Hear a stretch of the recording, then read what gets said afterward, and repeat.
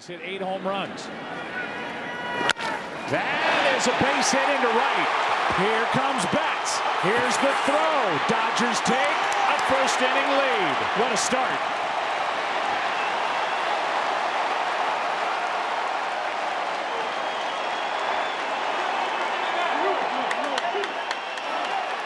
Corey Seager with his 19th gas tank. There goes Muncy on a ground ball.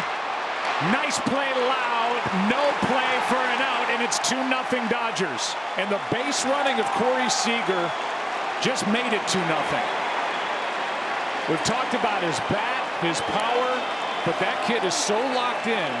He took second on a wild pitch that didn't go far, took third on a wild pitch that didn't go far, and scores on an infield left-hander, Clayton Kershaw. 3-time Cy Young Award winner, 2014 MVP. Might be 2. Seager, Turner. Access for the players. That is well hit into left center field. Back at the wall. It is 3-0 Dodgers. Pederson with a blast.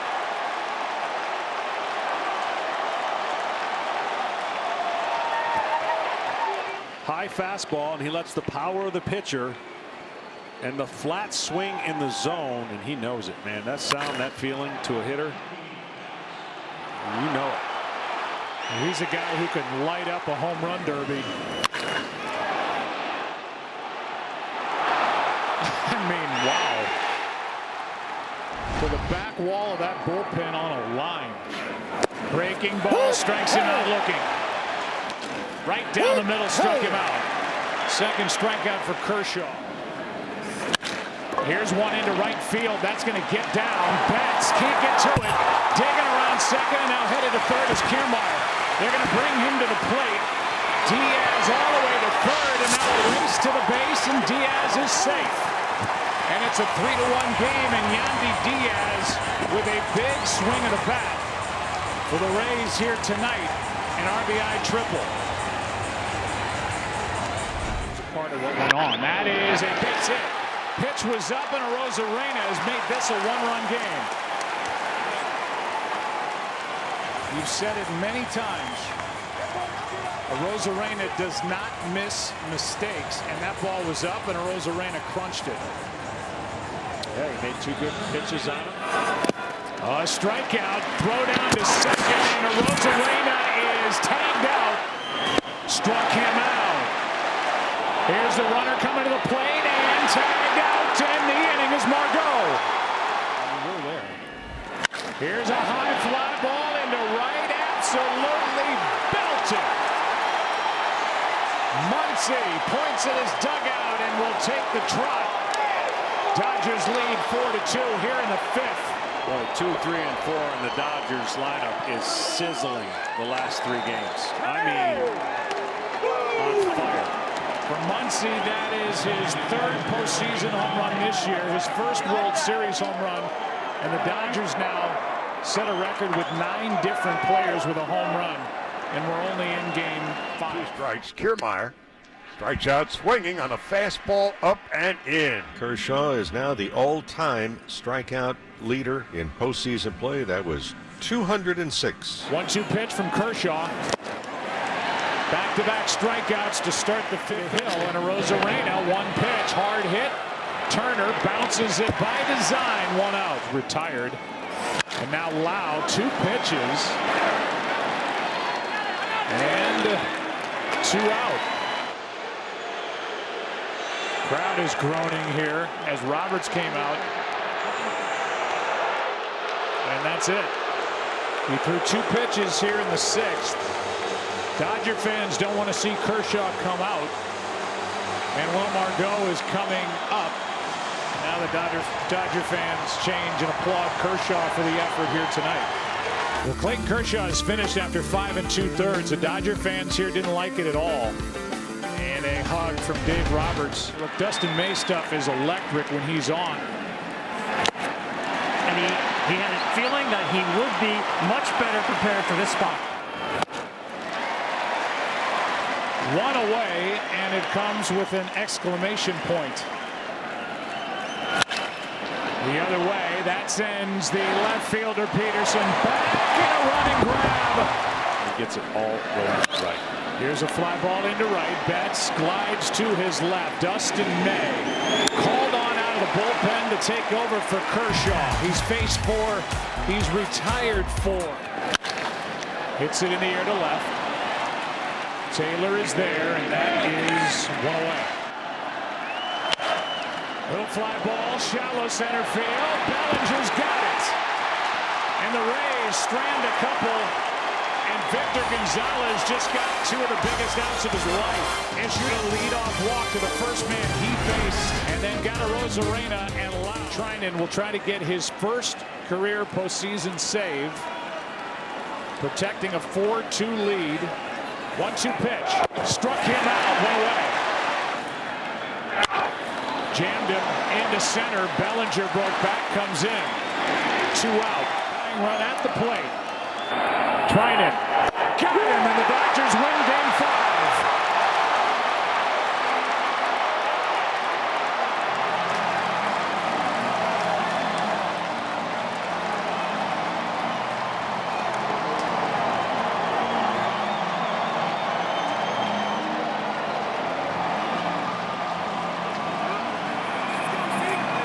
And in this game, the Dodgers star left-hander Clayton Kershaw had a big game without his best stuff as he continues to rewrite his postseason history. 4-1 now this postseason, and he really, John, had to battle tonight. Clayton, 4th inning, 1st and 3rd, none out. It ends with an attempted steal of home. Those happen so rarely. How is it that you were so ready? Well, it's happened to me before. At least one other time that I can remember. Carlos Gomez tried it against me in Houston one time, and I work on that with the first basemen. I always tell them, like, hey, I look at them originally, but if they break, you got to say something, and I just know now to step off fast and throw it. So it's something that doesn't happen a lot, you're right, but it has happened before, and prepared for it. You come out with 2 outs in the 6th. You had retired 7 straight hitters. Now, I know the plan was for you to go face about 21 hitters. That said, how did you think you were throwing at that time? Yeah, tonight was a book of grinds all the way through. It just wasn't, I didn't have my stuff like I did in Game 1. My slider wasn't near as good as it was, so fortunate to get through there. And, Doc and I talked about it after the inning, and I was going to go through Lau, and even though it was just 2 pitches, so stuck with the game plan. D made it unbelievable. Victor did unbelievable. Blake closing it out, and that was huge for us. All right, you're 1 win away from the Dodgers' first World Series title since 1988. What is your level of excitement right now?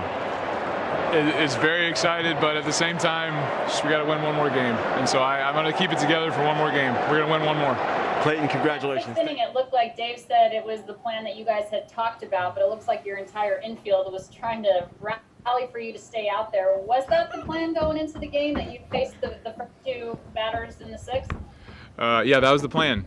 We talked about it before the inning, and even though it was just 2 pitches, which made it seem super fast, and 2 outs, nobody on, we stuck with the plan. So credit to Doc for that one. And D-May came in, threw the ball awesome. Victor, same way, and Blake too. Unbelievable job by those guys tonight, which was huge. Yeah, you guys gotta be. With that strikeout of Zunino, you now have the all-time list in terms of strikeouts in the postseason, surpassing Justin Verlander. You now have 207. I know you're not about personal accolades, but what does that mean to you? It just means that I've been on great teams that have gotten to go to the postseason a lot, and I've got to get a lot of starts in the postseason. So obviously a very special opportunity. My kids are a little tired, if you can't tell, and it's just a special thing to get to be a part of a team like this and get to be a part of some of those names. Hey, you guys go sit out there for 1 second, okay? Thanks. Next question's from Andy McCullough. Go ahead. No, they seem pretty amped up. It's great. Yeah, they're a little amped up. For you, which is like more emotionally draining, like pitching for 6 innings out there, or having to watch in the 8th and 9th from the dugout? Yeah, I was talking to some of the guys, Walker and some of the other starters, just like the actual day that you pitch, you feel like you can have some say, some control of the game. But sitting there in the dugout and watching the last few innings, or watching a whole game for that matter, it's so stressful in the postseason, especially just because you care so much. So it is way more stressful watching than pitching. Next question's from Bill Plunkett. Yeah, Clayton, can you take us through the attempted steal home? How surprised were you? Who did you hear tip you off to it, and how did that play out? Yeah, so that's happened to me before. I think it was Carlos Gomez in Houston, and it was the same type of situation. There were 2 outs, and trying to steal a run right there. So obviously, I wasn't really anticipating it, but I have talked with first baseman in the past, Muncy.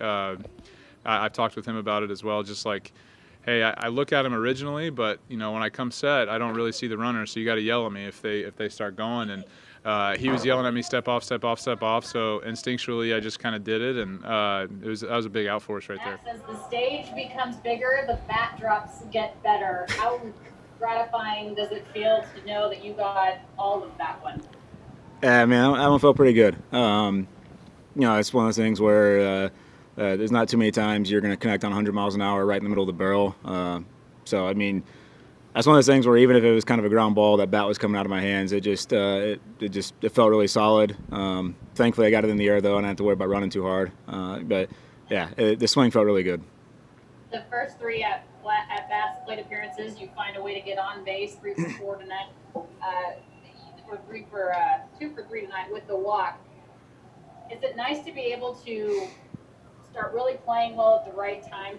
So much of this game is about timing and rhythm, and it seems like you found it in this postseason. Yeah, I say all the time that the stats and all that kind of stuff doesn't matter to me, except for maybe walks, just because that means I'm getting on base, I'm giving my team a chance to score runs. All I care about is winning. It's the postseason. That's all any of us care about. I say it all the time, we don't matter, the team matters. Next question's from Adam McKelvey. Go ahead. Can you talk us through what you saw when the runner broke from third and trying to get Kershaw's attention, and then for him to keep his calm and properly step off and throw home? How impressive is that to you? Yeah, well, it's to me, it's just Kersh. He's been doing that delivery for a long time now, so he's obviously aware of people possibly attempting to do that. So he knew right away just to step off. But I was fortunate enough to see 1 or 2 guys in the past, maybe break hard, not necessarily try to steal, but they broke hard. So I knew what to expect when I saw him. And as soon as I saw him break, I sprinted straight towards Kersh and said, home, home, home, and he knew what to do from there. Everyone keeps saying they don't call it, they call it Jocktober for a reason. That home run there on the top of the second inning off of Glass now. He's tough to get to, innings 1 through 3 statistically. What are you waiting for there? Yeah, he throws the ball really hard. Was just looking for, honestly, put the ball in play. He got me in game 1, so it was nice to be able to return the favor. Another good defensive play, a couple of good defensive plays by Dodgers outfielders due on that ball from Wendell's at-bat in the bottom of the 7th. How difficult of a read is that, and kind of take me through your route? I saw it actually pretty well off the bat and got a good read on it, and just kind of ran it down. So it looked felt pretty simple. Next question's from JP Hornstra. Go ahead. Yeah, Jock, you've really been putting the ball in play hard and often this series. Today's walk was just your 2nd this postseason. Are we seeing a little bit more aggressive version of Jock Pederson than we're accustomed to? I think just coming on some of that bats, pinch hitting and stuff like that, you got to be ready to hit, facing some really good arms, and the last thing you want to do is get behind. Next question's from Jack Harris. Go ahead. Jock, just with all the, starting with the trade back in the offseason, everything you guys went through in the summer, I mean, just mentally for you, has this been a especially draining year or, mental challenge unlike you've had before? Definitely. It's been a little bit of a roller coaster, but you kind of got to adapt. That is baseball, and making the best of what I got in front of me. After that leadoff single to Margot, you're able to effectively retire the remainder of the side with some emotion there for the final out. How gratifying is that to come in the 9th inning and get the save? Yeah, I mean, it's the biggest stage, biggest games of my career. And I think anytime someone's here and you face a quality team like them over there, they've been so tough late on our guys, and our guys have grinded so hard and pitched really well. I think, in the playoffs we forget how hard and locked in people are because it's do or die. And yeah, that meant a lot, to me personally, because this team's invested a lot into me, and I think, they bring me on for situations, not necessarily closing, but, big outs, and I don't know. It's just it's gratifying, I guess. Yeah, that's the word I'm looking for. It means a lot to be able to do that for this organization. Those guys work really hard, offensively, defensively, front office, bullpen, everything, man. Like, it means a lot. The amount of usage that you've had, at what point did you know that you would be called upon to pitch the ninth and try to get the save? I think this game is such a. They pinch hit so many guys. That's the type of organization philosophy they have, is going with their best matchups. And I think we kind of had an idea that there was probably a few guys that were going to start plugging in late for us in the bullpen, depending on matchups. It was huge for D-May to get through that last out in the 6th and then rolled through the 7th. And honestly, I don't even know if he pitched into the 8th or not. I'm kind of blacking out here to remember, but D-May was a huge part for that game, and I think a lot of credit goes to him. Kersh competing his tail off. I mean, I don't think you can say enough. I think there's a tough narrative on him, and he's a phenomenal pitcher on the biggest stage. And that team is extremely grindy and fights off a lot of pitches, and it can be frustrating. And I don't know, Kersh, I think a lot of credit goes to what he's been able to do in this World Series for us. But to your point on did I know when I was going to throw? No, not until the phone rings and says get in the game. So, yeah, I think we're all prepared down there. Dave Clayton had said that the plan all along coming into that inning was to have him face the first two batters and then have him come out. Why was that the plan for you guys tonight? We felt that, he was at the end, and he just had enough to get two hitters to go to Dustin at Margot. And so, we talked about it, and he executed, he held up his part of the deal and got the two hitters, and we didn't say how many pitches. We said two hitters, and that was what we agreed upon. And at that point in time, I felt that I wanted to take the baseball from him, and, he just grinded. He willed himself to that point, and I will say it wasn't his best stuff, but he found a way to get outs, and I give him all the credit. It looked like Justin was trying to rally for him to stay in there. Was that the conversation, or were you guys talking about something else? Oh, it was Justin trying to lobby to keep him in the game. Yeah, you heard it. You saw it right. To be able to come out and get the job done tonight, how much do you think you needed this one after last night? Yeah, well, going into this one 2-2 to get a win was huge. Any way we could get it. And started with Clayton and Austin tonight. They both did a great job. Getting a lead early, the Corey base hit to start us off was huge. Tack on some runs. And, the guys in the bullpen, it was just fun to watch tonight. Watching Dustin, Victor, and Blake, it just really came up big tonight. You mentioned the bullpen. Why bring in Gonzalez when you did? Yeah, I just felt that, for me, it was kind of 2 innings. If Dustin can give us 2 innings, parts of 2 innings, whatever it is, that would be enough. I thought he's throwing the baseball well. And, at the top of that order where you get Choi coming, and I just felt that for them to either take on Victor or to make a 3-player move to get a matchup, it's worth it. I like Victor spinning the baseball against a Rosarena. So I just liked the matchup, and Victor performed. Finally tonight, how surprised were you when Margot tried to steal home? Yeah, I was surprised. We were all surprised. We don't see that, very often at all. I haven't seen it all with a savvy player like Clayton. Obviously, left-handed pitcher with his back to the runner. But, Kiermaier, left on left, I could see it. But Clayton just really heads up and made a good play, and also with a great tag.